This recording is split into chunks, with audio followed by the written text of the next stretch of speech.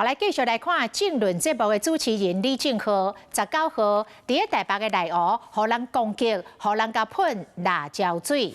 当时这个相关讲是因为行车的纠纷，也毋过检警扩大雷追查，发现这个嫌犯伫个犯案的前一天，有甲3个共犯做伙到现场来勘查地形，总共去3个人躯体到案，其中一个疑似有天道明的背景。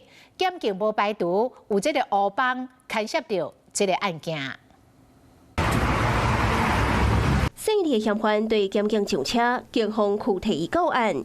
政论节目的主持人李正浩伫电视台外口，互嫌犯提环境水攻击。即卖警方抓到捕后，这3位共犯跟这个记名哥都扎舌，好不好？可重点来了，回过头来谈大罢免。李正浩伫顶礼拜四下班时间，互嫌犯甲攻击。 当手西岸嫌犯伫小肉店上班，警方当时继续甲监视，搁继续人客轮流去买便当。后来无追查到伊甲其他人有接触，就随甲抓起来。也毋过扩大追查发现，早就伫事发的前一天，伊就捌出现伫电视台外口。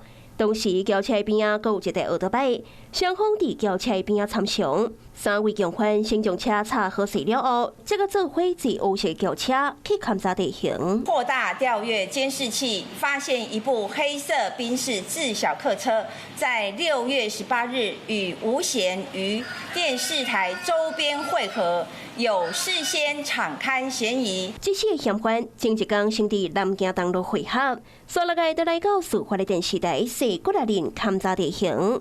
过2天，则个由这个西岸嫌犯出面喷环境水，4个人超20-30岁，讲因是朋友。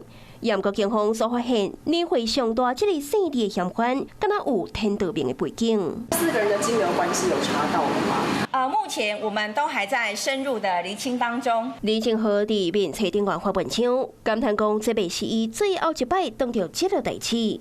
警方继续对金条甲通讯记录挽回求情，更加无排除背后阁有其他人，甚至可能有恶道插手。Hello， 我是主播王韵竹，想要抢先掌握最及时的新闻资讯吗？赶快订阅、按赞、开启小铃铛，随时锁定华视新闻 YouTube 频道。